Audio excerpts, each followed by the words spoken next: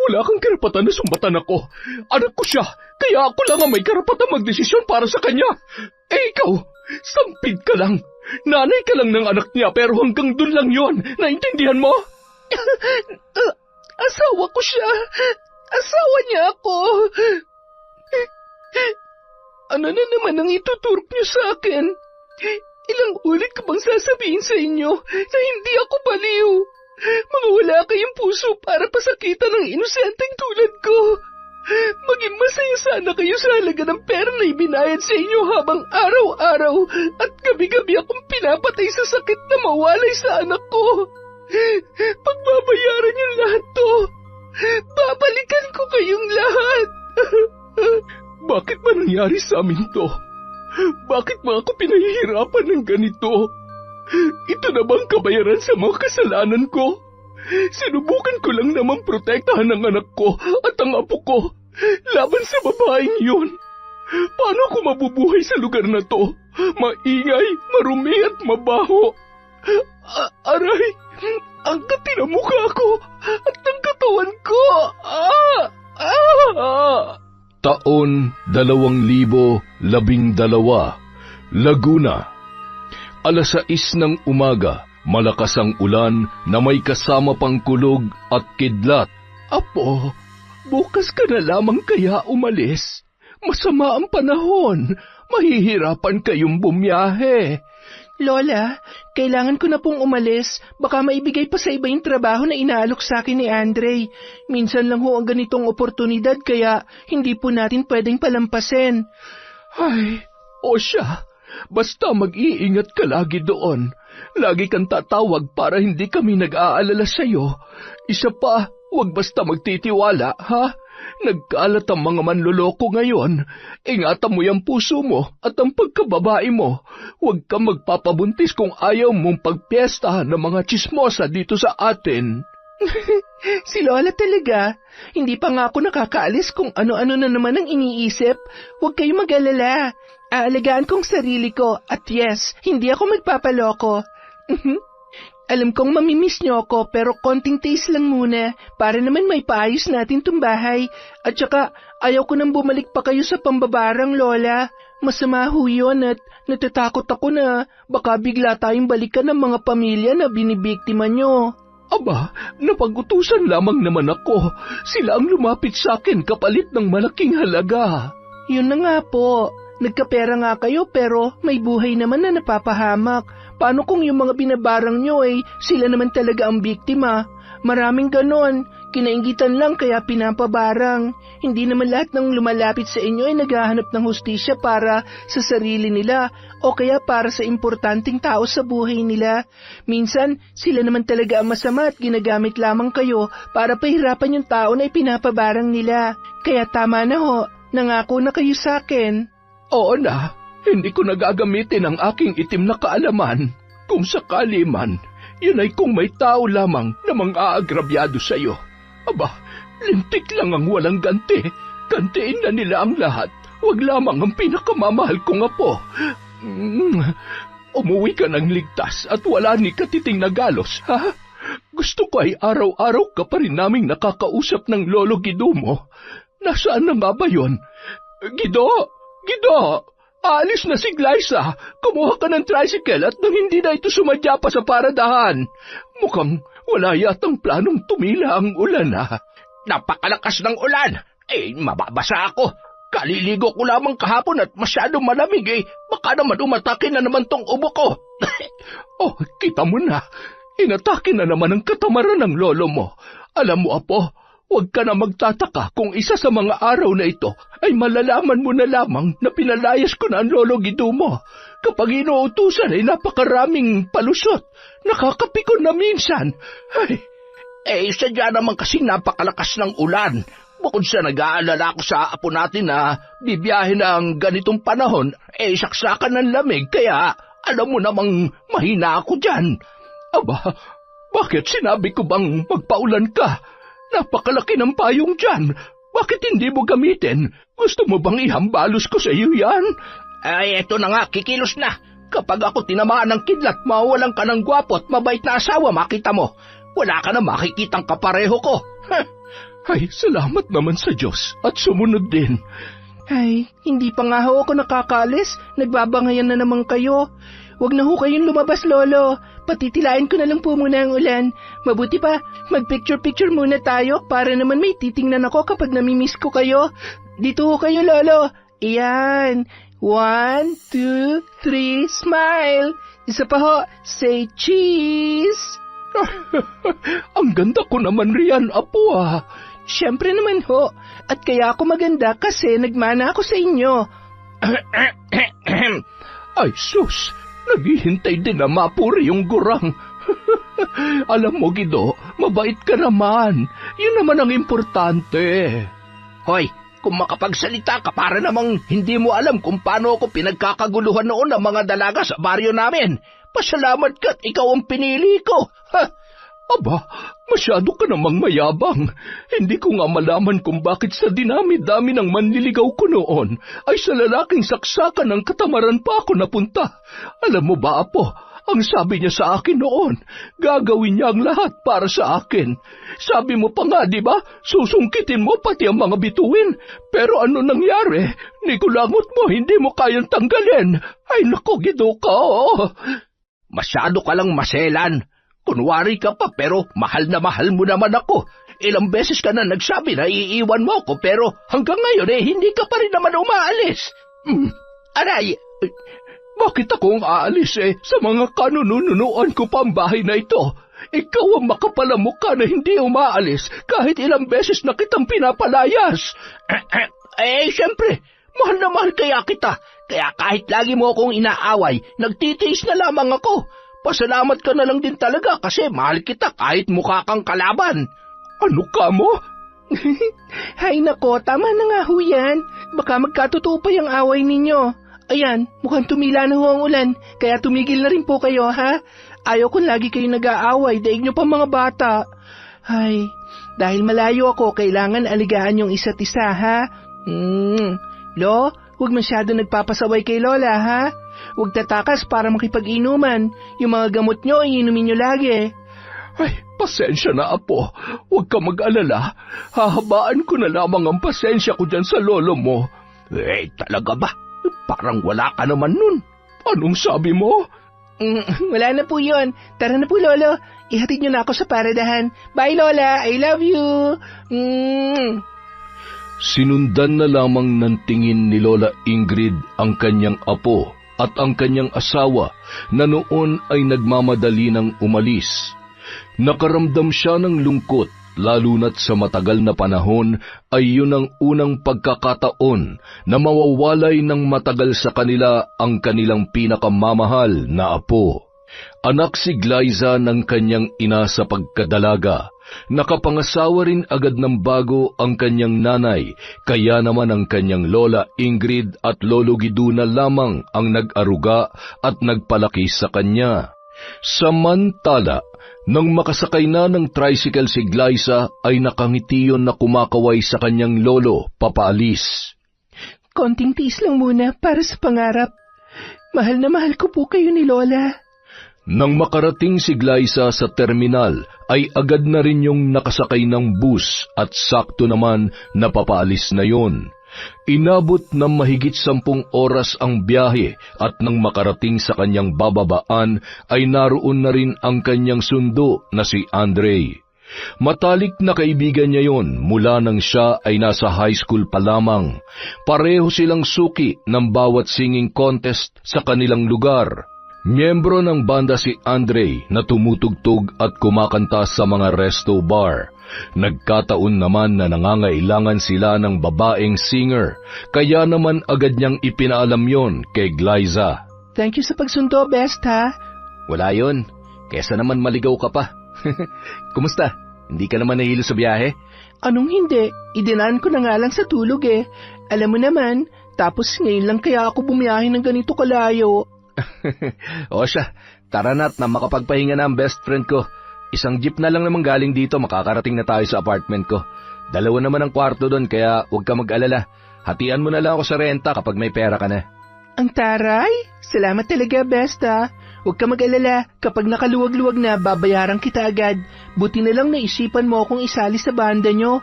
Oo naman, kaya nga tinawagan kita agad eh. Alam ko na mas lalong makikilala pa ang banda namin dahil sa'yo. Huwag ka naman ganyan, bigla tuloy ako na pressure. Sus, ikaw pa ba? Ang galing-galing mo kaya. Ikaw nga tong laging panalo nun sa mga sinasalihan natin eh. Yung tipong kapag nakikita ka nila, alam na nila agad na ikaw ang mananalo. Oo na, tara na. Nagpatuloy sa pagkukwentuhan hanggang sa makasakay na ng jeep sina Andre at Glyza. Hanggang sa tumunguyon sa balikat ng binata at nakatulog ng muli. Bandang 6:00 na ng umaga nang makarating sila sa apartment ni Andre. Agad naman nagluto ng almusal ang binata para sa kanilang dalawa. At bago siya matulog, tinulungan na siya ni Andre na ayusin ang kanyang mga gamit. Nang magising yun, agad naman sila nag-ensayo at pagkatapos ay nagpunta na sa isang kilalang resto bar.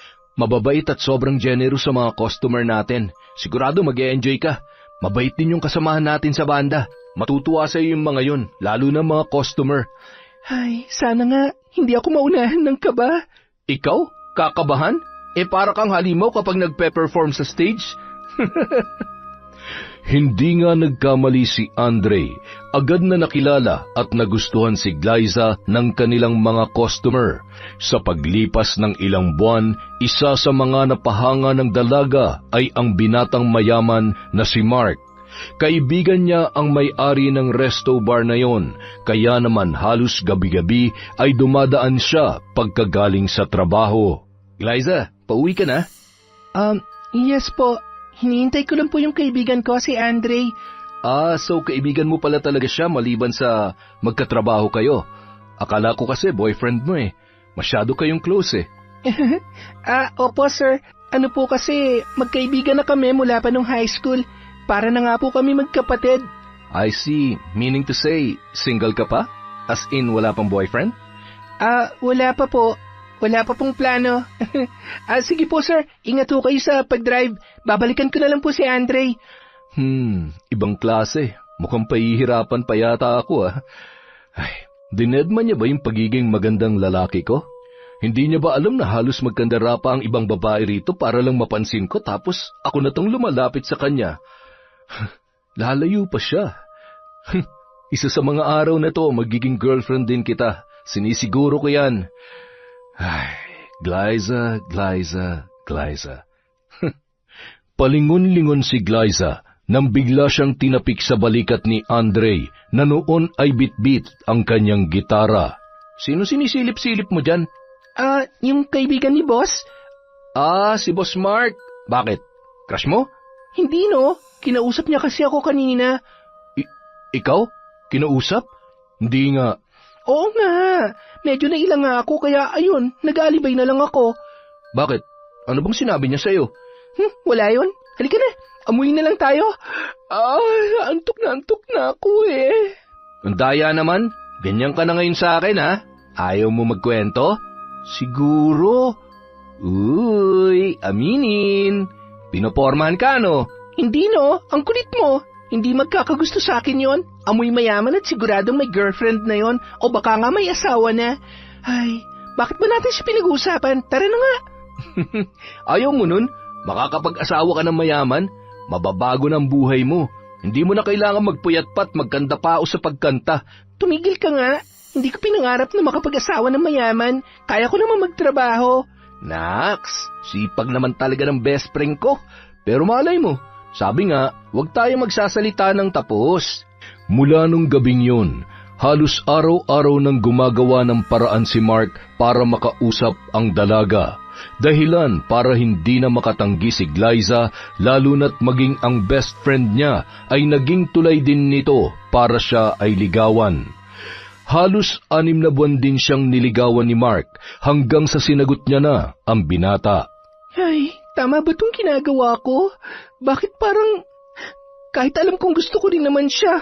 Oo, may nararamdaman naman talaga ako sa kanya. Pero bakit parang may mali? Kinakabahan ako. Natatakot ako na hindi ko maintindihan. Masyado ka lang nag-overthink. Mas okay nga yan eh, para makita mo kung walang magbabago sa pakikitungo niya sa'yo ngayong boyfriend mo na siya. Isa pa, mukhang seryoso naman talaga yung tao eh. Sabihin na natin na magiging okay kami, pero paano naman yung pamilya niya? Baka mamaya sugurin ako ng nanay niya rito tapos alam mo na, mahirap lang ako at hindi ako bagay sa... Ayun, napakanega mo talaga. Hindi naman lahat na mayaman masama ang ugali, uy. Malay mo, mabait din tulad ni Sir Mark. Kung hindi naman, di sana mag-offer ng 1 milyon tapos balatuhan mo na lang ako. Nakakaasar ka talaga. Ito naman, nagbibiro lang naman eh. Nakabatok ka agad. Kalmahan mo lang kasi. Enjoy. Hindi naman pwedeng puro na lamang trabaho. Lumab life ka rin. Tumigil ka nga. Kaya pala hanggang ngayon hindi ka pa rin nagkaka-girlfriend. Wala ka rin naman nililigawan. Umamin ka nga sa akin. Bakla ka ba? Anong bakla? Hindi ah. Di ba pwedeng hindi ko pa nakikita yung babaeng para sa akin? Sus, palusot. Aminin mo lang kasi. Hindi kita i-judge, promise. Hindi i-judge ka dyan. Anong tawag sa ginagawa mo? Nagtatanong lang. Sige na nga, hindi na kita kukulitin. Makalipas ang 1 taong relasyon, nagulat na lamang si Glyza nang yayain siya ni Mark sa bahay nila upang ipakilala ang dalaga sa kanyang mga magulang. Kinakabahan man ay hindi na rin nakatanggi pa ang dalaga, lalo na't yun din ang paraan para mas makilala niya ang binata maging ang mga magulang nito. Bumili pa yun ng formal na bestida na isusuot nung araw na yun at sinuot niya ang niregalong hikaw at kwintas ng binata para sa gabing yun. Nang makarating sa bahay, agad na sinalubong ang magkasintahan ng nanay ni Andre sa kanilang napakagandang balkonahe. Maganda ang ngiti noon lalo na nang makita ang maayos na tindig ni Glyza at ang suot nito na hindi mapagkakamalan na anak mahirap. I'm glad to finally meet you, Iha. Thank you po, tita. Nice meeting you po. Tuloy ka. Nagpaluto ako ng mga paborito ni Andre para kung sakali man may idea ka na sa kung anong gusto ng anak ko. Alam mo, ito ang unang beses na nagpakilala siya sa amin ng dad niya ng girlfriend. So I guess you're the lucky girl. Feel at home, Iha. I told you, mabait ang mami and dad ko. Sure ako na magugustuhan ka nila. Tara? Matipid lamang nang umiti si Glyza kay Mark, sabay huminga ng malalim bago humakbang papunta sa napakalawak na dining area. Kinikilabutan pa siya nang makita ang mga babasagin at mamahaling figurin. Grabe, ang yaman pala talaga nila. Diyos ko po, kayo na pong bahala sa akin. Baka mamaya hindi ako makasagot sa mga tanong ng mami at daddy niya. Sana naman, huwag silang English ng English. Baka mamaya hindi ako makasagot eh. Nakakahiya. Babe, are you okay? Relax ka lang, okay? Dad, we're here. Si Glyza po, my girlfriend. Ikinagagalak kitang makilala, Glyza. Maupo na kayo't masarap magkwentuhan habang kumakain. Agad naman hinila ni Mark ang upuan para makaupo si Glyza.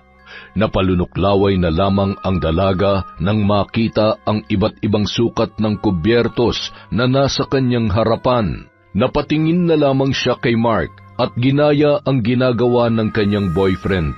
Nagkatinginan naman ang mag-asawang Ted at Vina na animoy na halata ang ikinikilos ng dalaga. Napabuntong hininga si Vina at napailing. Glyza, pwede ko bang malaman kung saan kayo nagkakilala ng anak ko? Sa resto bar po. Oh, I see. May sarili kang resto bar. Tama ba? Hindi po, tita. Singer po ako doon. What? Singer? In short, nag-entertain ka ng mga lalaking... Mom, it's not what you think. Isang magaling na singer si Glyza. Super talented siya. How about your parents? Anong work nila? Ikaw, anong tinapos mo? May iba na pong pamilya ang nanay ko at hindi ko pa po nakikilala ang tatay ko. Yung lolo at lola ko po ang nagpalaki sa akin. Hindi na rin po ako nakapag-aral sa kolehiyo. Excuse me. Kausapin mo yung anak mo at baka kung ano pang masabi ko. Dad, sandali. May problema po ba? Glyza? Malino naman siguro sa'yo kung ano mangyayari kapag ipinagpatuloy mong pakikipagrelasyon sa anak ko. Alam mo kasi, kilala na namin ang mga katulad mo. Mga hampas lupang nais makaangat sa buhay, kaya maghahanap ng makakapitan. Pwede naman yon, pero marami pang iba dyan. Huwag na lang ang anak namin. You can go now. Hindi na lamang nagsalita pa si Glyza at nagmamadaling lumabas. Ma'am, sobra naman po kayo. Bakit niyo naman ginawa yon? Anong mali sa ginawa namin? Mark, nag-iisa ka naming anak ng daddy mo. We want all the best for you. Hindi yung makikipagrelasyon sa cheap at hampas lupang yon. Ito na ang huling beses na pag-uusapan natin siya. Hiwalayan mo ang babaeng yon. Naiintindihan mo? Maluha-luhang pinunasan ni Mark ang nagngingilid niyang luha dahil sa galit at patakbong lumabas para sundan si Glyza. Inabutan niya ang dalaga sa labas ng tarangkahan na noon ay patuloy sa paghagulhol. Babe, sorry. Hindi ko naman alam na... Ano? Hindi mo alam na ganun kamata pobre ang mga magulang mo? Sabi ko naman sa'yo noon pa, hindi tayo bagay. Tanga ko rin kasi. Dahil kahit alam ko ng posible mangyari to, hindi ko pa rin pinigilan ng sarili ko na mahalin ka. Babe, minahal din naman kita. Hindi ko naman naisip na mamahalin din kita sa kabila ng maraming pagkakaiba nating dalawa. I'm sorry kung nasaktan kita. Susubukan kong kausapin sila ulit to give you a chance na... Tama na, Mark. Wala rin pupuntahan ng relasyon natin. Tsaka, ayaw kong ako pa maging dahilan kung bakit magkakasira kayo ng parents mo. Tanggapin na lang natin na hanggang dito na lamang talaga tayo. Babe, sandali. Glyza! Agad na pinara ni Glyza ang dumating na tricycle at sumakay ang dalaga. Parang wala sa sarili na nagpahatid sa paradahan ng jeep, pauwi sa bago niyang apartment na malapit din lang sa tinutuluyan ng kanyang kaibigan na si Andre.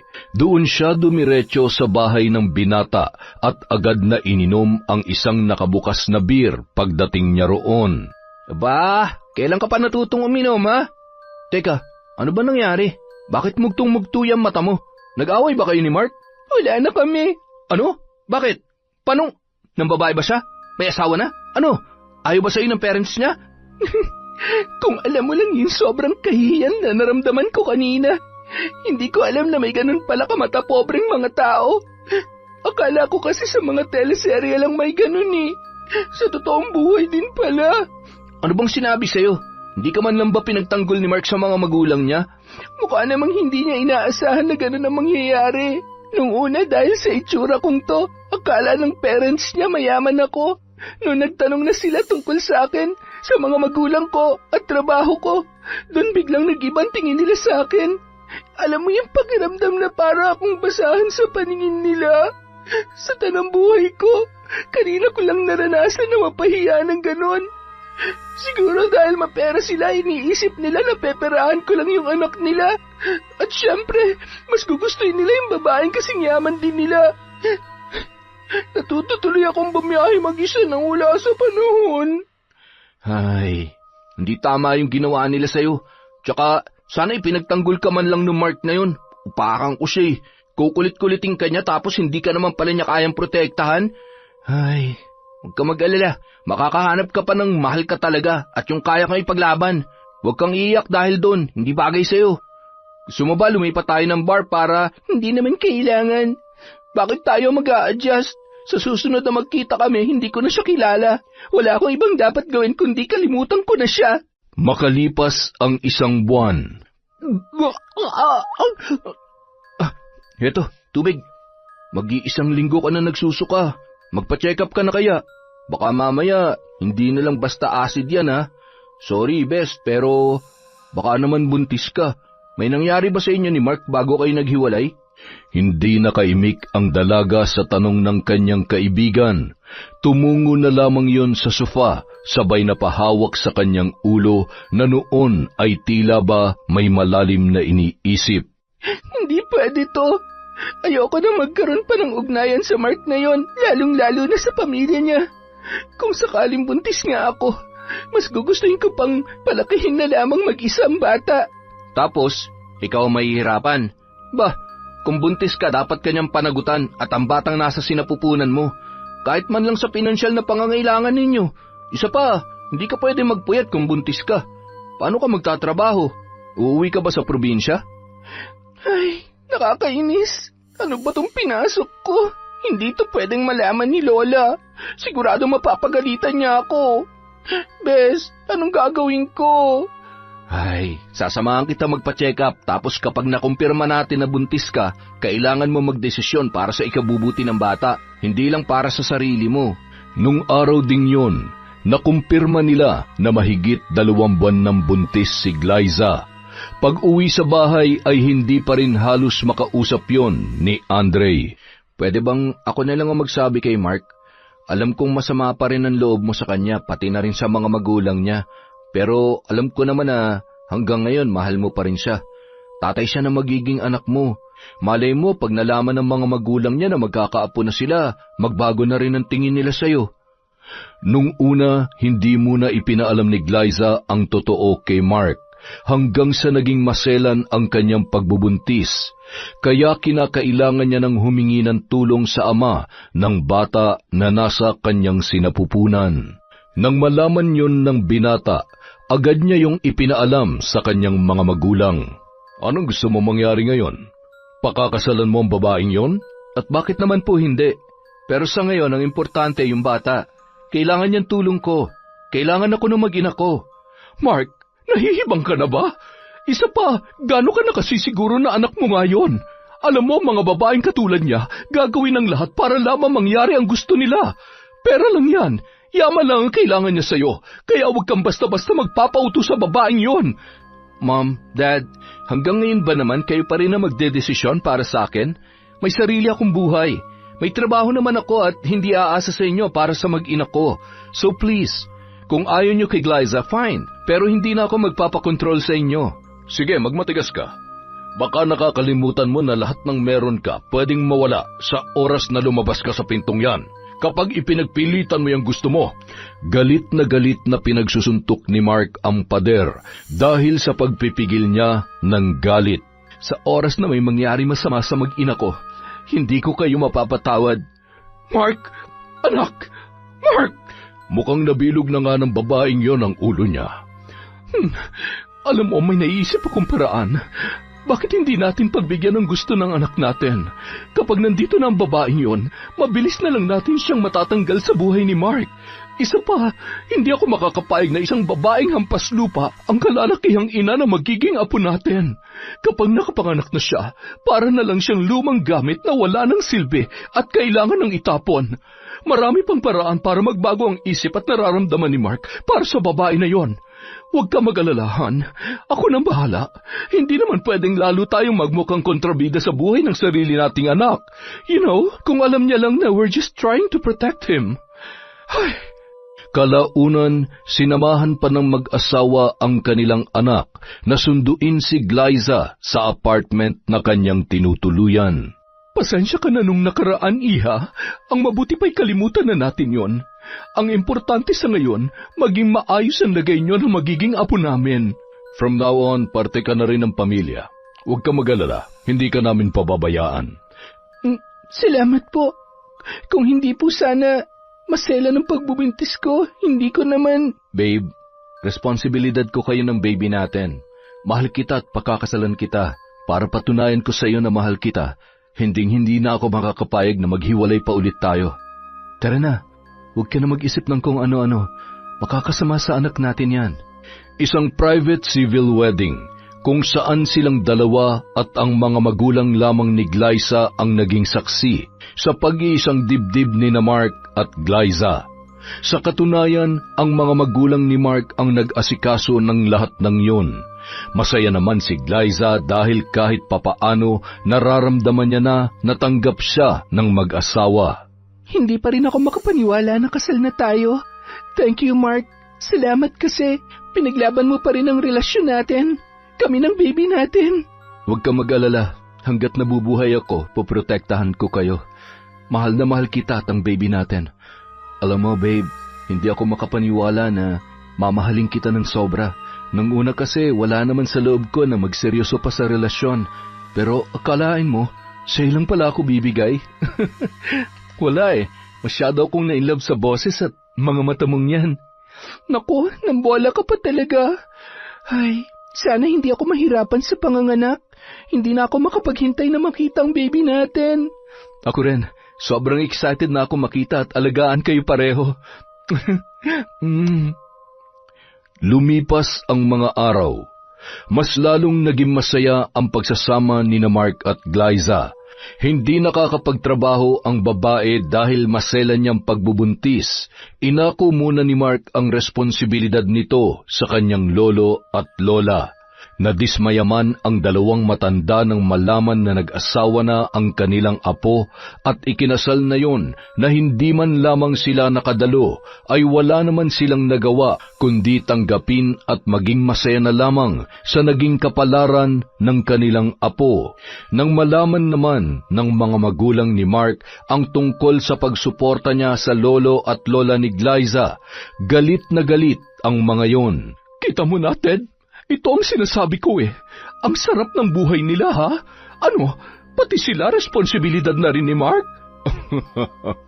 Pabayaan mo na. Pasasaan ba't may hangganan rin naman ang pagpapakasarap nila?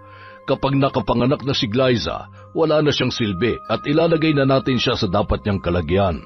Eksakto. Pauwi ng kababataan niyang si Jane.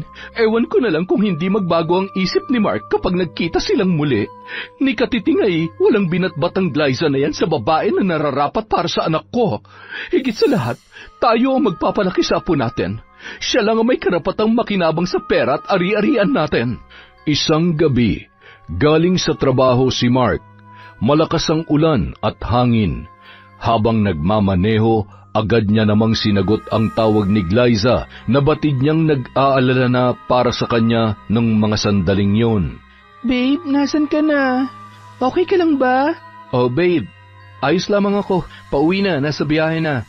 Sige, babe. Mag-iingat ka sa pagmamaneho, ha? Opo, I love you. I love you too, babe. Hindi gumagana ang preno. Mababangga ako! Sigaw, tunog ng mga sasakyan. Malakas na pagbangga ang huling narinig ni Glyza nung mga oras na yon. Hindi! Mark! Nang marinig ni Vina ang malakas na hiyaw ni Glyza, ay nataranta yon na lumapit sa kanya. Ano nangyari? Bakit ka umiiyak? Tita, na-aksidente po yata si Mark. Kausap ko po siya tapos narinig ko po na nawalan daw siya ng preno.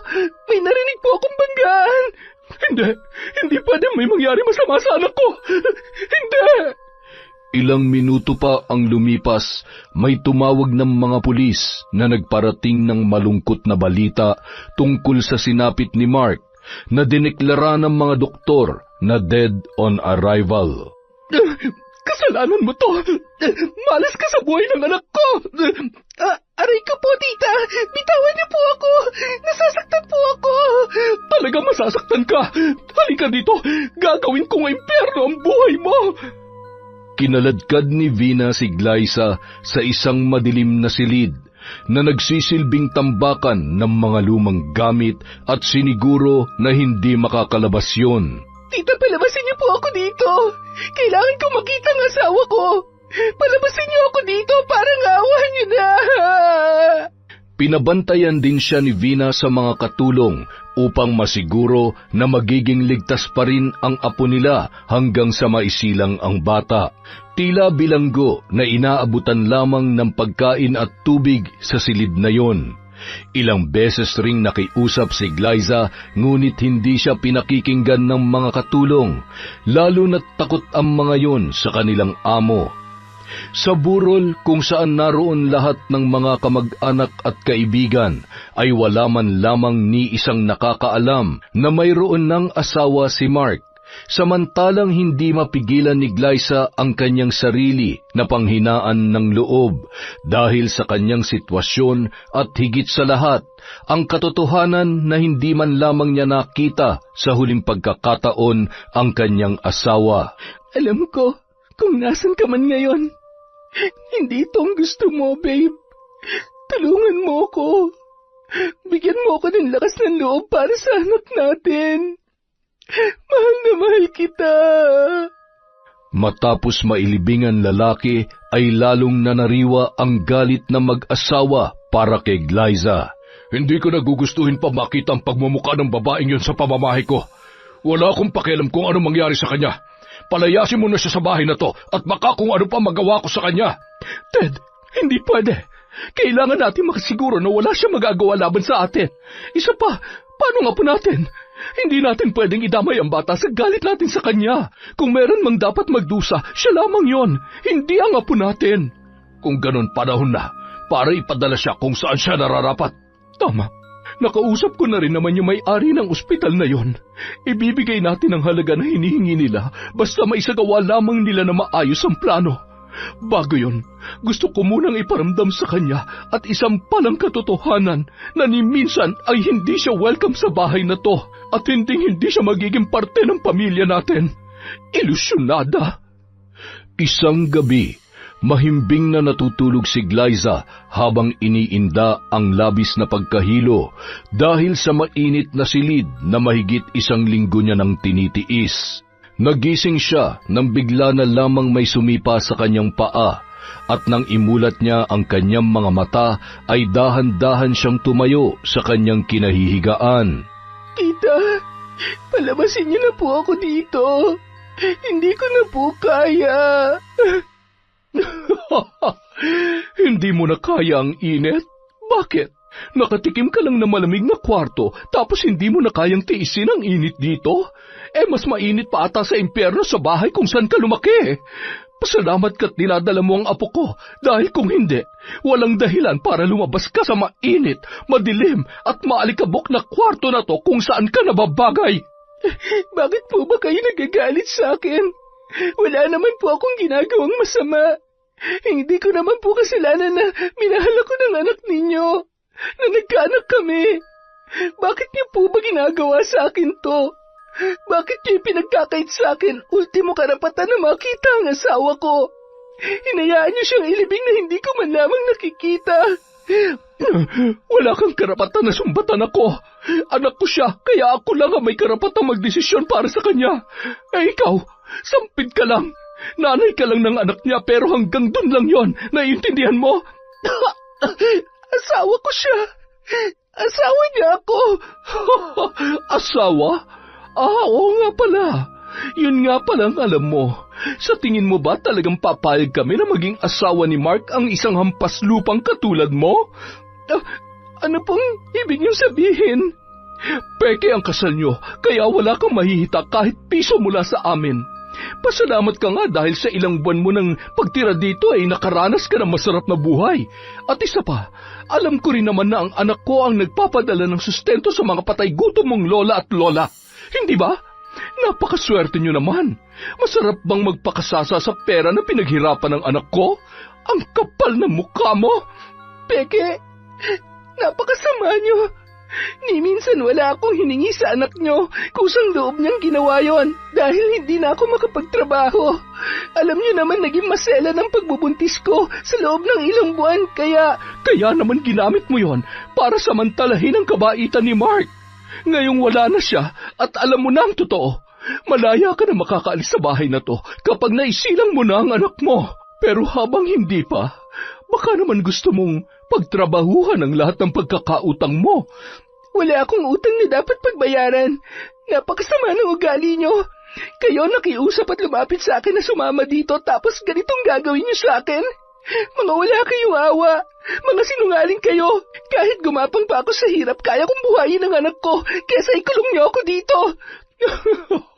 Anong gagawin mo? Aalis ka? Anong klaseng buhay ang ibibigay mo sa apo ko, ha? Itutulad mo siya sa'yo? Ipinanganak na mas mahirap pa sa ipis at daga? Lalaki na walang narating sa buhay? Huwag mong idamay ang apo ko sa kamalasan mo dahil kami lamang ang nararapat na magpalaki sa kanya. Hindi niyo makukuha sa akin ang anak ko. Mamamatay muna ako bago niyo siya makuha sa akin. Buong lakas na itinulak ni Glyza si Vina. Nang hihina man, pilit niyang inihakbang ang kanyang mga paa para makalabas sa silid na yon. Bruha ka! Bumalik ka dito!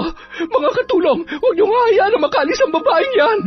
Pinagtulungang pigilan ng mga yon si Glyza na noon ay pilit naman na nagpupumiglas.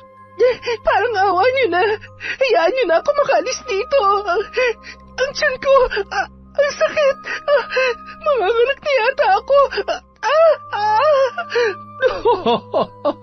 Tingnan mo nga naman ang pagkakataon, Glyza. Kaya naman siguro malinaw na sa'yo na kahit anong gawin mo, wala ka nang magagawa pa para ilayo sa amin ang anak mo. Dahil kahit sarili mo, hindi mo matutulungan. Kung ano man ang binabalak mo, tandaan mo, hindi hahayaan ng Diyos na ilayo mo sa akin ang anak ko. Makalipas ang ilang sandali, umalingaw-ngaw na ang tunog ng ambulansya at doon ay agarang isinugod sa ospital si Glyza. Nanganak yon sa isang pribadong ospital matapos mailuwal ang isang malusog na sanggol ay tanging iyak lamang noon ang kanyang narinig bago siya nawalan ng malay. Samantala, nang magising ang babae ay nasa loob na siya ng isang makipot na silid. Wala siyang marinig na ingay mula sa labas. Kinapa niya ang kanyang tiyan at parang kumakabog ang kanyang dibdib nang maalala ang kanyang bagong silang na anak. Ang anak ko, hindi maaari. Hindi nila pwedeng kunin sa akin ang anak ko. Tao po! Tao po! May tao ba dyan? Pakiusap, palabisin niyo ako dito. Kailangan ako ng anak ko. Ibalik niyo sa akin ang anak ko. Dahil sa malakas niyang sigaw, may tumungo namang 3 tao na masasabi niyang nurse dahil sa mga suot na uniforme ng mga yon. Nasaan ang anak ko? Pwede ko ba siya makita? Pasensya na ho, pero wala po kaming alam tungkol sa sinasabi nyo. Nasa mental facility po kayo ngayon para ho gumaling na kayo. Tuturukan ko na lang ho muna kayo ng pampakalma. Mental facility? Teka, huwag mo iturok sa akin yan. Hindi ako baliw. Bagong panganak ako. Nasaan siya? Nasaan ang anak ko? Ibalik niyo sa akin ang anak ko. Kawawa naman siya. Mukha namang nasa maayos siyang pag-iisip. Ginagawa lang natin ang trabaho natin, pre. Isa pa, hindi naman siya dadalhin dito ng mga kamag-anak niya kung wala talaga siyang sakit sa pag-iisip. Ay, tama ka naman. Tara na, marami pa tayong pasyente na asikasuhin. Samantala, Gido, kumusta na kaya ang apo natin? Bakit kaya hindi siya nagpaparamdam? Ilang gabi ko na rin siyang napapanaginipan. Hindi kaya may nangyari na masama sa kanya? O di kaya ay may pinagdadaanan siya ngayon? Ay, kung ano-ano naman yung iniisip mo, hindi naman yung pababayaan ng asawa niya. Kaya huwag ka na masyadong mag-isip pa. Sinusubukan ko naman pero iba talaga ang pakiramdam ko. Kung maaari ko lamang siyang puntahan ay ginawa ko na. Paano naman natin siya pupuntahan? Hindi naman tayo maalam bumiyahe. Baka mamaya ay maganda ligaw-ligaw pa tayo doon. Siguro abala lang siya o ay baka nanganak na. Huwag ka mag-alala. Pasasaan ba't tatawag din yon? Kailan ba naman tayo natiis ng apo natin? samantala ng mga oras na yun, tumungo si Andre sa bahay ng mga magulang ni Mark. Nag-aalala na rin kasi siya sa kalagayan ng kaibigan, lalo na nung malaman nito na patay na ang asawa noon. Maraming beses niya na kasing tinawagan si Glyza, ngunit hindi niya makontak ang kanyang kaibigan. Sinubukan niya rin yung i-message sa social media accounts, ngunit wala rin siyang makuhang sagot. Paulit-ulit niyang pinindot ang doorbell hanggang sa may lumabas na isang katulong. Sir? Sino po sila? Ano pong kailangan nyo? Ako po si Andre. Kaibigan ko si Glyza. Gusto ko po sana siyang kumustahin at makausap. Nandyan po ba siya? Ay, kaibigan po kayo ni Ma'am Glyza, sir? Ay, wala na ho dito ang kaibigan ninyo. Ang totoo po niyan, naawa po talaga ako sa nangyari sa kanya. Tulungan niyo ho siya. Kailangan niya ho kayo. Kapag nakita niyo ho siya, pakisabi na lang na sorry. Hindi ko siya magawang tulungan dahil kailangan ko ho ang trabaho ko para sa mga anak ko. Paano ko ho siya tutulungan? Bakit? Ano po ba talaga nangyari sa kanya? Nung mga oras na yon, ibinigay ng katulong ang pangalan ng mental institution na aksidente niya lamang narinig sa kanyang mga amo at sinabi kay Andre ang kanyang mga nalaman. Maraming salamat po sa tulong niyo. Tatanawin ko ho itong malaking utang na loob. Aalis na po ako. Nang makapasok ang katulong, agad naman yung inusisa ni Vina. Ay, wala po, ma'am. Nagtanong lang po kung may malapit daw hong paupahan dito. Sabi ko ho ay magtanong-tanong na lamang siya sa iba at marami ho akong ginagawa. Mabuti naman. Siya nga pala, kung sakaling may pupunta dito at hahanapin ang bruhang ina ng apo ko, sabihin mo matagal nang wala dito. Sabihin mo naglayas na, sumama sa ibang lalaki at wag niyong papapasukin dito sa pamamahay ko. Naintindihan niyo? Huwag kayong tatanga-tanga kung ayaw niyo masaktan at mawalan ng trabaho. Sige, bumalik na kayo sa ginagawa ninyo. Samantala, nung araw ding yun, pinuntahan ni Andre ang nasabing mental institution at nagtanong-tanong tungkol sa pasyente na kanyang hinahanap. Hindi man lamang siya pinapasok ng security guard matapos marinig ang pangalan ng babae na kanyang itinatanong. Bakit bang kulit mo? Sinabi na ngang wala, hindi ba?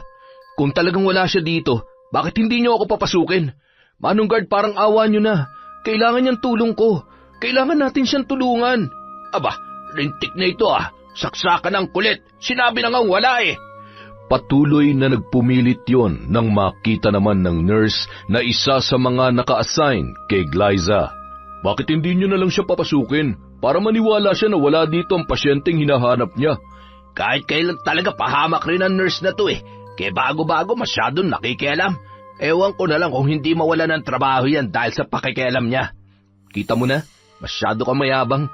Kung umasta ka, akala mo pag-aari mo tong ospital. Sir, pwede ko bang malaman kung sino ang tinutukoy niyong pasyente? Posibleng bagong pasyente lang siya dito dahil kapapanganak lang niya. Glyza ang pangalan niya. At ito ang itsura niya. Siya nga. Kaano-ano niyo ho siya, sir? Kaibigan niya ako. Inilahad ni Andre ang buong pangyayaring nalaman niya base sa kwento ng kasambahay ng mga magulang ni Mark. Dahilan para makaramdam ng labis na awa ang nurse para kay Glyza. Mas mabuti ho kung ire-report niyo ang pangyayaring ito sa mga pulis o kung sino man po makakatulong sa inyo para makaalis ho dito ang kaibigan ninyo ng ligtas. Habang ginagawa niyo po yun, makakaasa kayo na hindi ko pababayaan ang kaibigan ninyo. Agad namang lumabas si Andre na noon ay nakipagtitigan pa ng masama sa gwardya ng ospital na yon. Pagsapit ng gabi, masinsinang kinausap ng nurse si Glyza ng madatnan nun na humahagulgol ang babae habang yakap-yakap ang isang unan. Ano na naman ang ituturok niya sa akin? Ilang ulit ko bang sasabihin sa inyo na hindi ako baliw? Mamawala kayong puso para pasakitan ng inosenteng katulad ko. Maging masaya sana kayo sa halaga ng pera na ibinayad sa inyo habang araw-araw at gabi-gabi akong pinapatay sa sakit na mawalay sa anak ko. Pagbabayaran yung lahat ng to, babalikan ko kayong lahat. Huminahon ka. Huwag ka mag-alala. Hindi na kita paiinumin ng gamot na hindi makakabuti sa kalusugan mo. Ang ilan sa mga ito, kailangan mo para makatulog ka na maayos. Matinding depresyon ang pinagdadaanan mo. Alam ko na ang totoo. Konting tiis na lang. Makakalabas ka rin dito at makakasama mo ng anak mo. Pero habang hindi pa dumadating ang araw na yon, kailangan mo magpalakas. Naniniwala ka sa akin? Oo, pero walang pwedeng makaalam sa kung anong pinag-usapan natin ngayon, ha? Kailangan natin mag-ingat dahil hindi naman natin alam kung sino talagang kasabwat ng mga biyanan mo dito sa loob ng ospital. Magdasal ka lang. Malalampasan mo rin lahat ng pagsubok na pinagdaraanan mo. Salamat. Akala ko wala na akong pag-asa pang makaalis dito. Tama ka. Kailangan ko maging matapang at lumaban para mabawi at makasama kong anak ko. Hindi ako natatakot kahit gaano man sila kayaman. Hindi ko sila atrasan. Babawiin ko ang anak ko. Isinusumpa ko yun. Sa tulong ng kaibigan ni Mark na may-ari ng bar at kakilala nitong abogado, tinungo nila ang ospital at binalaan ang mga yon na posibleng makulong at isara ang institusyon sa oras na malaman na may katiwalian na nagaganap sa ospital.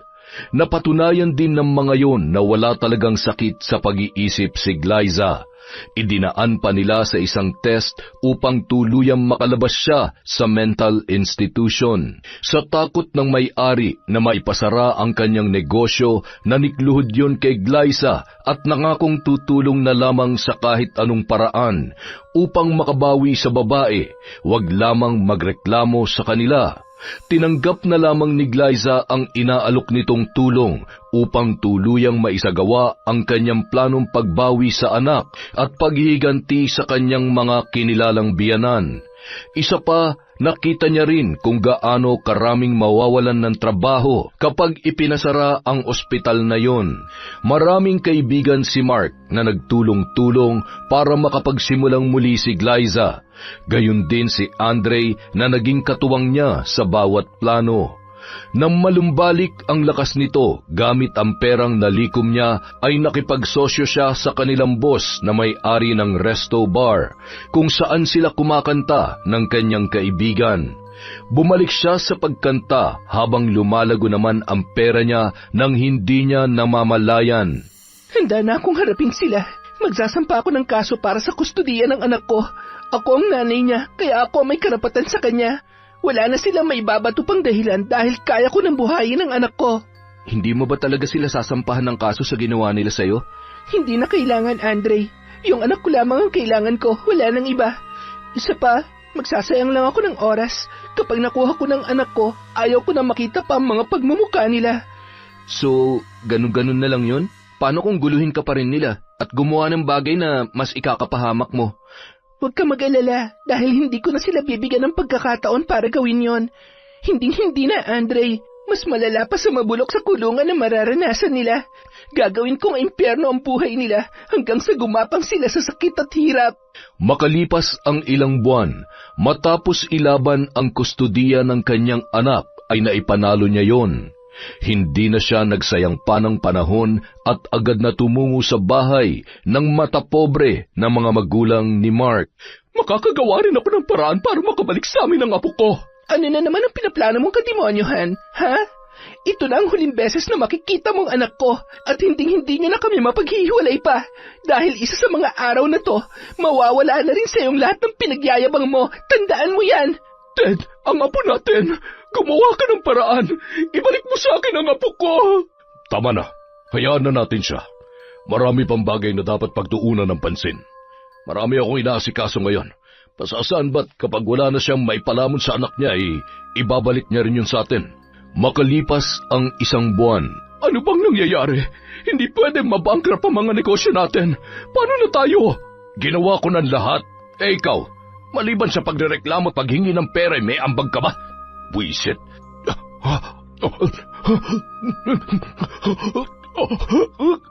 Ted, ano nangyayari sa'yo?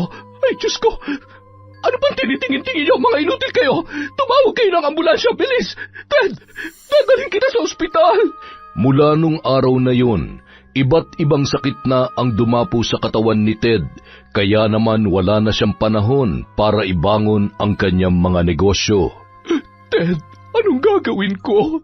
Naubos na ang pera natin, pati ang mga ari-arian natin dahil sa mga operasyon mo. Lumaban ka naman. Huwag mo naman akong pahirapan ng ganito. Hindi ko alam ang gagawin ko kapag nawala ka. Paano na ako? Alam mo namang wala akong alam sa trabaho. Ted, maawa ka naman sa akin. Kung mamamatay na rin lang naman ako, mas makabubuti pa kung iuwi mo na lamang ako sa bahay natin. Pagod na ako, Vina. Gusto ko nang magpahinga. Sinunod naman ng babae ang kahilingan ng kanyang asawa. Isa-isa na rin na nagsialisan ang mga kasambahay dahil wala na silang maipasahod. Naibenta na rin pati ang mga mamahaling gamit niya at mga alahas. Samantala, ilang oras na lamang ang hihintayin ko upang matuluyan ka. Tingnan ko lang kung hindi magpumalahaw na parang kalabaw ang asawa mo. At ikaw, babaeng demonyita ka. Ewan ko na lang kung hindi ka magtanda. Napakabait ng apo ko para pasakitan mo. Kahit gaano kakayaman, wala kang karapatan na hamakin ang pinakamamahal kong apo. At higit sa lahat, ang ipagkait sa kanya ang sarili niyang anak. Ngayon, namnamin mo ang sakit na mawalay sa mahal mo sa buhay na lintik ka. Kinaumagahan. Ted, lilinisan ko ang sugat mo at pagkatapos ay kailangan mong uminom ng gamot. Nilagnat ka na naman kagabi. Napakatagal na hindi pa rin naghihilom ang sugat mo dahil sa mga lintik na operasyon na yan. Ay, siya nga pala, tumawag na rin sa akin yung bangko. Huwag naman sana munang hatakin ang bahay na ito. Hindi ko na talaga alam kung paano na tayo. Nahihiya naman akong lumapit sa mga kaibigan natin at ano na lamang ang sasabihin nila. Pagtatawanan nila tayo kapag nalaman nilang... Ay, Ted, ano yung... Mga ipis? Bakit napakaraming ipis dito? Ted, naririnig mo ba ako? Ano nangyayari sa'yo? Hindi pwede. Huwag mo akong iiwan. Ted! Lalong natakot si Vina nang biglang bumuka ang tahi ng kanyang asawa sa dibdib at tiyan. Sabay bumulwak ang napakabahong nana. Tumulo din ang malansang dugo sa ilong noon habang may lumalabas na mga insekto sa kabilaang tenga. Hindi niya naman maipaliwanag kung saan nagmumula ang napakaraming bubwit na pumasok sa kwartong yon. Halos mahimatay sa takot si Vina dahil sa mga pangyayaring yon. Tumakbo siya sa labas at humingi ng tulong. Nang muling pumasok sa loob ay wala ni isang ipis at daga ang naroroon. Wala ng buhay ang kanyang asawa at basang-basa sa sarili nitong dugo at nana na umaalingasaw ang amoy sa buong silid. Nagpasya si Vina na ipaklamate na lamang yon at hindi na lamang ipinaalam pa sa iba ang nangyari. Nabalot ng labis na kalungkutan ang buong kabahayan. Para siyang mamamatay sa lungkot sa bawat araw, lalo na at nag-iisa na lamang siya sa buhay. Higit sa lahat, unti-unti nang nauubos ang natitira niyang pera sa kanyang pitaka. Makalipas pa ang ilang araw, nahatak na ng bangko ang kanilang bahay.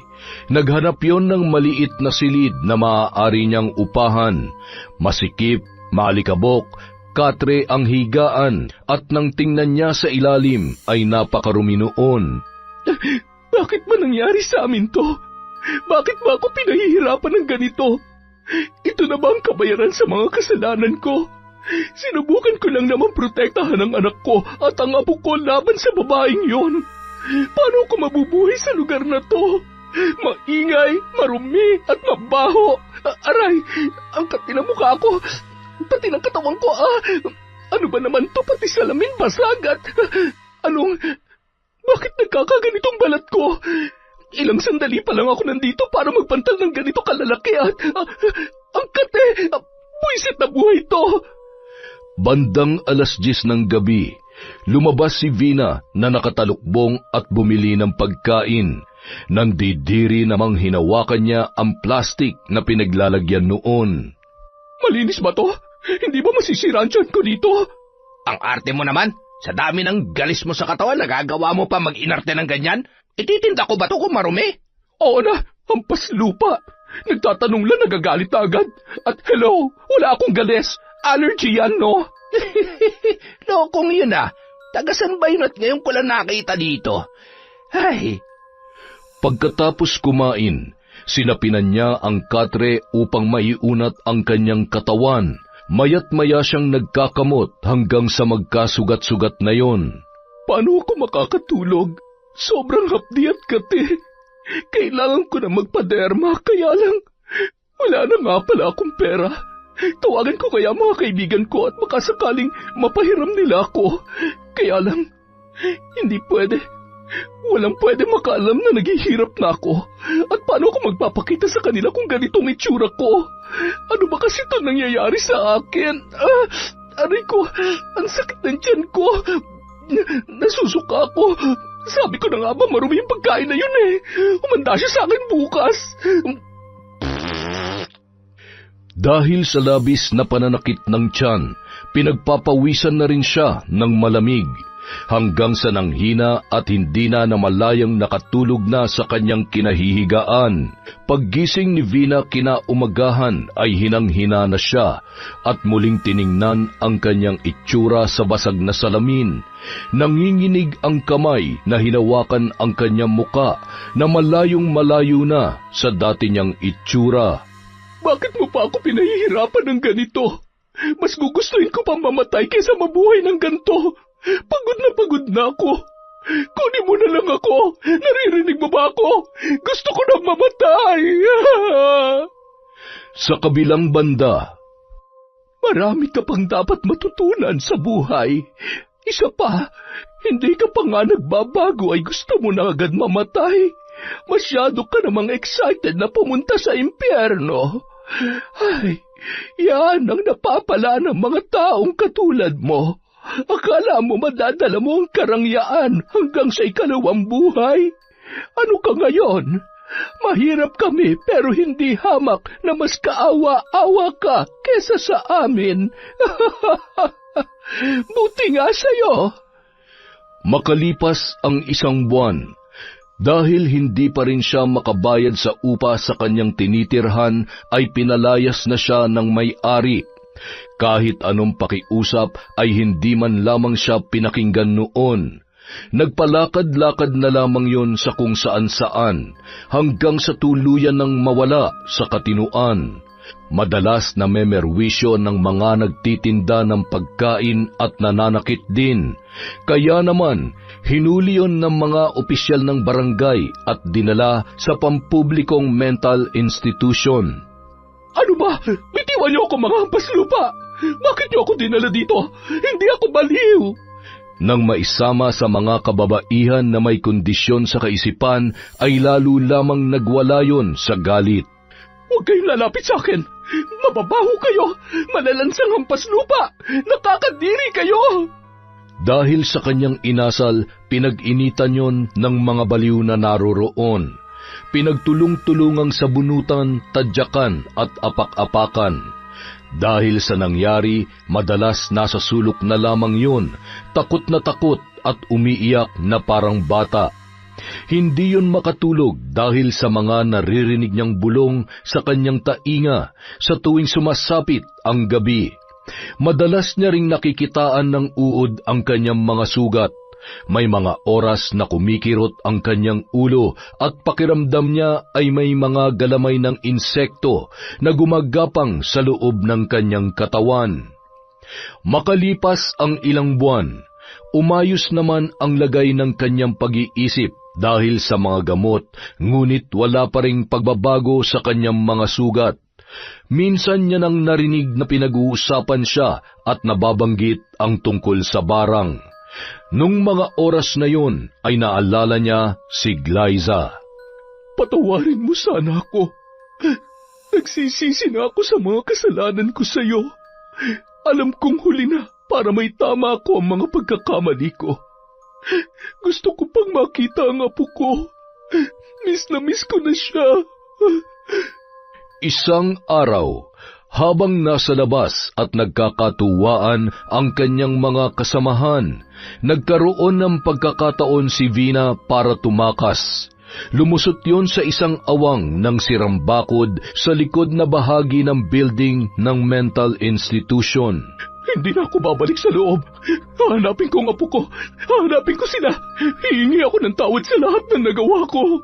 Muli siyang nagpalakad-lakad at namamalimos habang nagbabaka sakali na makita si Glyza at ang kanyang anak, hanggang sa tuluyan ng maging pulubi na umaasa na lamang sa grasya na nagmumula sa lahat ng kanyang makakasalubong.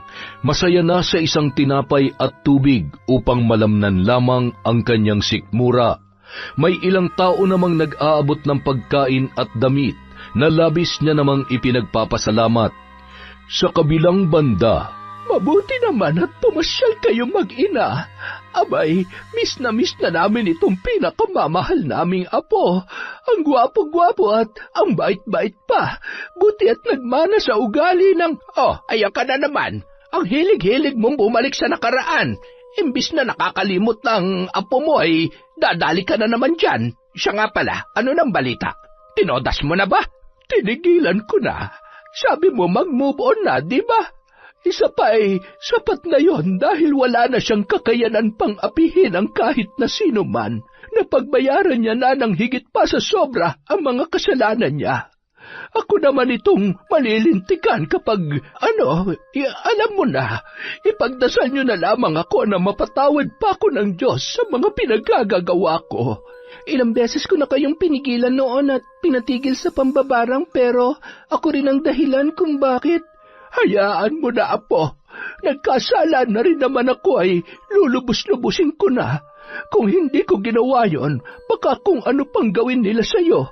Hindi ko kakayanin kung may mangyayaring masama ulit sa'yo, Apo ko. Alam mo naman na ikaw ang buhay namin ng lolo mo. Sobrang mahal na mahal ka namin. Kung pwede nga lang ay bantayan ka namin hanggang sa ngayon. Kaya lamang may sarili ka ng buhay na dapat pagtuunan ng pansin at naiintindihan namin yon. Salamat po sa lahat, Lola. Hanggang ngayon, kayo pa rin po ni Lolo ang sandalan namin. At ngayong may nabili na ho akong bahay para sa atin, hindi nyo na ho ako kailangang mamiss. Kami ni Baby, dahil magkakasama na po tayo, isasama ko na kayo pabalik na Maynila. Abat, ay matutupad na ang pangarap ko na makapunta man lamang sa Maynila bago mamatay. Makakapasok na ako ng mall. Opo, may papasyal ko na ho kayo sa Maynila anumang oras. Malapit lamang po tayo doon. Masayang-masaya ako sa lahat ng naabot mo, Apo. Sobrang proud kami sa iyo ng lolo mo. Mas proud po ako sa inyo. Hindi na ho kasi kayo nag-aaway. Ay, napagod na akong awayin siya. Pero 1 buwan pa lang naman akong mabait sa kanya. Kapag ka naboboring, alam mo na. Sus Mariosep naman talaga, oo. Siya, bumiyahe na tayo agad ng Malibangka. At nang hindi akong pinagdidiskitahan mo. Apo, marami bang magaganda doon? Anong sabi mo? Magagandang pasyalan. Ikaw naman, oo. Kapal ng pagmumukha mo. Naghahanap ka ng maganda. Akala mo naman ay makakabingwit ka pa sa itsura mong yan. Kung mambababae ka lang doon, maiwan ka na lamang mag-isa dito. Hay, ayan na naman kayo. Tama na yan. Huwag na kayo nag-aaway at kapag umiyak tong apo ninyo, hay nako, mahihirapan na naman tayong patahanin. Ay, siyempre, nagmana sa'yo yan. Ganyan na ganyan ka rin nung maliit ka pa. Apo, pasensya ka na sa lolo mong pasaway, ha? Makalipas ang 7 taon, sa labas ng simbahan, may hawak ang isang batang lalaki na isang supot na may lamang prutas at iba pang pagkain. Tumakbo yon papunta sa isang matanda na nakaupo sa gilid ng simbahan. Lola, pagkain po, dinala ko po ito para sa inyo. Salamat, bata. Napakabait mo naman. Nasaan bang nanay mo? Sabi mo ipapakilala mo ko sa kanya. Lagi po kasing busy ang mami ko, kaya hindi ko po siya kasama ngayon. Si Ninong Andre po ang kasama ko, nandun po siya sa car. Sabi ko po kasi sandali lang po ako. Sige po, kainin niyo na po yan. Tapos ito po money po galing kay mami ko, bigay ko raw po sa inyo. Sabi ko po kasi kawawa kayo dito, wala po kayong house Ikaw talagang bata ka. Sige na, bumalik ka na sa ninong mo. Bye-bye po! Wag po kayong mag-alala. Sa susunod po, makikilala niyo na si mami ko. Mabait po yun. Napakabait at malambing na bata. Siguro ganyan na rin kalaki ngayon yung apo ko. Kaya siguro napakagaan ng loob ko sa kanya. Ay, ilang taon na nakalipas pero hanggang sa ngayon, hindi ko pa rin sila nakikita. Samantala, napalabas na ng sasakyan si Andre upang hanapin ang kanyang inaanak. Ay, nasan na ba yun? Pambihira, sabi saglit lang. Nakipaglaro pa yata Tito Ninong, I'm here! Saan ka ba nagpunta? Doon po, nandun po yung lola na walang house Kawawa po siya. Ang dami niya pong scar sa face, tapos ang dumi po ng damit niya. Pwede po ba natin siyang bigyan ng damit? Pwede naman. Sasabihin natin yan sa mami mo. Baka may mga damit siyang ipamimigay. Alam mo, manang-mana ka sa nanay mo, pero mas malala yung pagiging caring mo sa mga palaboy. Parang sa susunod na request mo bilhan na natin sila ng bahay. Halika na't susunduin pa natin ang mami mo. Hinihintay na tayo nun. Tito Ninong, bakit lagi niyong sinusundo si Mami? Love mo siya, no? Ha? Love? Kung ano-ano na naman ang iniisip mo. Ikaw talaga, kabata-bata mo pa, ang dami mong alam. Love mo si Mami ko kasi lagi mo siyang inaalagaan. Alam mo, kami kasi ng mami mo, best friends kami. Hindi kami mabubuhay at sasaya kung hindi kami magkasama. Hindi po ba pwedeng kayo na lang ang daddy ko? Pwede naman. Para mo na rin naman akong daddy, pero kahit kailan, hindi ko mapapalitan ng daddy mo sa buhay ng mami mo. Kaya, Tito Ninong mo na lang ako. Tumango-tango na lamang ang bata at mahigpit na humawak sa kamay ni Andre at ngumiti na parang hindi kumbinsido sa kanyang mga sinabi. Nang sunduin nila si Glyza na noon ay nag-aaral upang mas mapalawak pa ang kanyang kaalaman sa pagpapalago ng negosyo, ay bukang bibig pa rin ng anak nito ang tungkol sa matandang kaibigan niya doon sa may simbahan. Dahil sa hiling ng bata, naghanap sila ng mga damit at iba pang pwedeng ibigay sa nasabing matanda. Isang araw. Mami, dito po. Bilis po, Mami. Oh, dahan-dahan ka lang, anak. Baka naman madapakan yan. Pambihira naman talaga tong anak ko, oo. Konting-konti na lang, magseselos ng lola mo. Lola, nandito na po ulit kami. May dala po kami para sa inyo. Kami? May kasama ka? Anak, ang bilis mo naman tumakbo. Magandang umaga ho sa... Glyza? Ho? Bakit niyo ako kilala? Siguro dahil ganito na ang itsura ko kaya siguradong hindi mo na nga ako namumukaan. Pero masaya ako na makita ka para makahingi ako ng tawad. Siya na ba ang apo ko? Anak, halika dito kay Mami. Mami, bakit po siya umiiyak? Galit po ba kayo sa kanya? Kilala niyo po ba siya? Anak, sorry pero kailangan na nating umalis. Halika na. Pero, Mami... Alam kong walang kapatawaran ang ginawa ko sa iyo noon. Hindi ko hangad na patawarin mo ko. Gusto ko lang malaman mo na nagsisisi ako sa lahat ng ginawa ko. Hindi na lamang sumagot pa si Glyza, ngunit nang maalala niya ang mga nangyari ay hindi niya mapigilang mapaluha. Lumakad sila papalayo habang palingon-lingon naman ang kanyang anak sa kinauupuan ng matanda na halos hindi na makayanang makatayo. Mami, sorry na po. Huwag na po kayo mag-cry. At niyakap na lamang ni Glyza ang kanyang anak ng mahigpit. Sorry anak ko. Akala ni Mami, nakalimutan ko na ang lahat. Pero hindi ko akalain na manunumbalik lahat ng ginawa niya sa akin noon. Sorry kasi hindi ko pa siya kayang patawarin sa ngayon. Pero ipinagdadasal ko na balang araw, maibibigay ko rin sa kanya ang kapatawaran na yon. Huwag ka na mag-cry-cry, Mami. Don't worry, tutulungan ko kayo mag-pray na ma-forgive niyo po siya para totoong happy ka na po talaga. Makalipas ang isang linggo, kinuha ng ilang social workers na kumukupkup sa mga palaboy ang matanda upang maibigay ang kanyang pangangailangan. Pambihira ka talaga. Nagawa mo pang tulungan ang bruha na yon. Ay, hindi ko rin po maintindihan ang sarili ko, Lola. Kahit sobrang galit ako sa kanya, nakaramdam pa rin po ako ng awa nung makita ko ang lagay niya. Mukha naman pong nagbago na nga siya. Isa pa, sapat naman na siguro yung hirap na pinagdaanan niya para pagbayaran lahat ng mga kasalanan niya. At saka, mali rin namang gumanti tayo sa ganoong paraan. Ay, kung sa bagay, mas maigi na rin nang tuluyan ka na makausad sa mga nangyari. At saka, nanay pa rin naman siya ng tatay ng anak mo.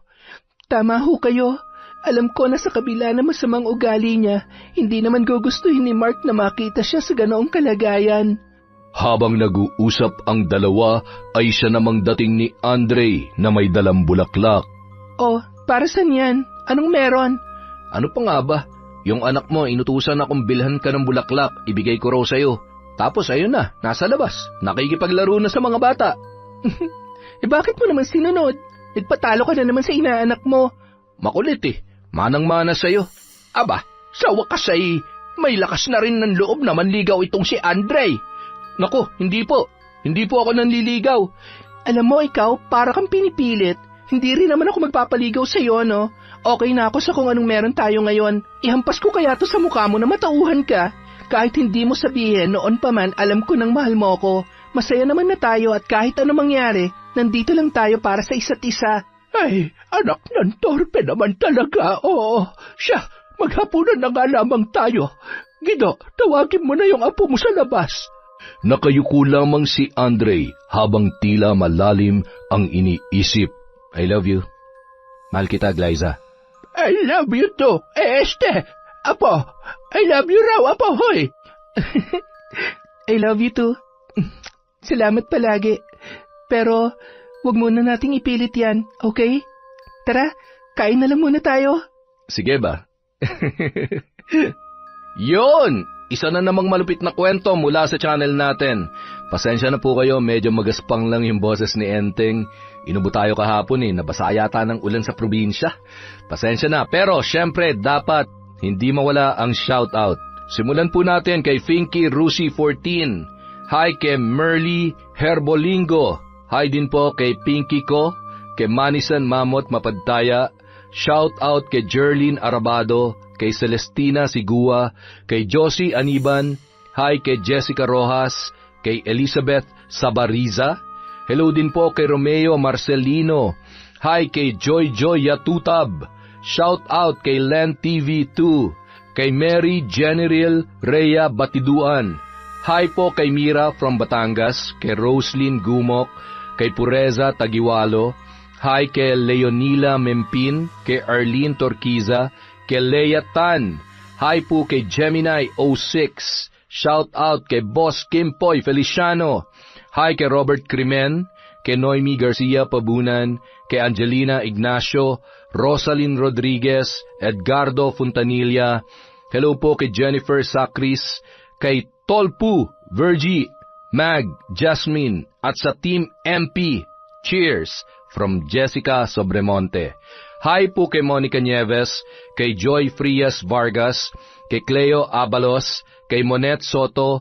Shout out kay Jamie Rubio. Jamie Rubio, Dubber. Hi po kay Rosemary Casonete. Shout out kay Filipina Palsario, kay Ruben Isip, kay Grace Noses, Janice Agan, at kay Zoe Agan. Hello po kay Beth Mercado, kay Mardy Suzuki, kay Ryzen Sean, Cassandra Hilary May, Stephanie Faye, at kay Hayati from Vanji Sambile. Hello po kay Vicky Yabut, kay Ami Viray, kay Ryan Alba, kay Mama Pango Loretta from Elidia Bobes. Hi po kay Amalia Kanamaru, kay Mariam Ahmed Hisham. Hi po sa Galedo family from Babes. Shout out kay Maria Benitez, kay Vimelda Gapultos, sa Bongapat at Baloloy family from Julie Ann Bongapat. Hi po kay Vilma Bautista, kay Gaylen Ukol, Christine Rubite. Hi kay Emelita. Hi po sa Daloso family at kay BF na si Noli Lacorte from Lynn Kaunes. Hi kay Marieta Marapaw, kay Roxanne Gaudicos, Samantha A. from Sun Clouds. Shout out kay Elizabeth Pamintuan, kay Ligaya M. Sadiasa, kay Elizabeth Dungka, Abel Hipolito. Hi kay Winnie Sarial, kay Gay Somodio, kay Odi Bargamento, kay Michelle de la Cruz, Celia Tolentino. Hello po kay Salvacion Roldan, kay Rashan Yan Licarte. Hi kay Jocelyn Murilla, kay Dimple Siumi, Rowena Goles, Marian from Albay, kay Imelda Ofalia, kay Shander de Guzman, kay Merly Amistad. Hi po kay Raquel San Luis, kay Analie Vallega, kay Hana Maylin Sesgundo, Jelana Amanda. Hi po kay Richard Rivera, Mea Espiritu, Asodicen Cerila. Hi po kay Mirasol Masuher, kay Hermenia Arcilia, kay Salvacion Roldan, Marjeline Pasil. Hi po kay Zalhi Cruz, Maying, Melanie, Pamplona, Paderna from Mayet Pineda. Hi po kay Marisa Gante. Shout out kay Billy Ray, Jenny May at kay Ray Buendia from Lucy Buendia. Hi po kay Jubel Baldonasa, kay Delilah Dumdum Donna. Hi kay Laura Lee Altarejos, kay Arnel Claridad. Shout out po kay Honey Austria, kay Asia Makalindong, kay Lydia Lopez at kay Rosalina Bogayong. Yung pong mga hindi natin nabanggit, meron pa po tayo bukas. Maraming salamat po mula sa Kwentong Enteng.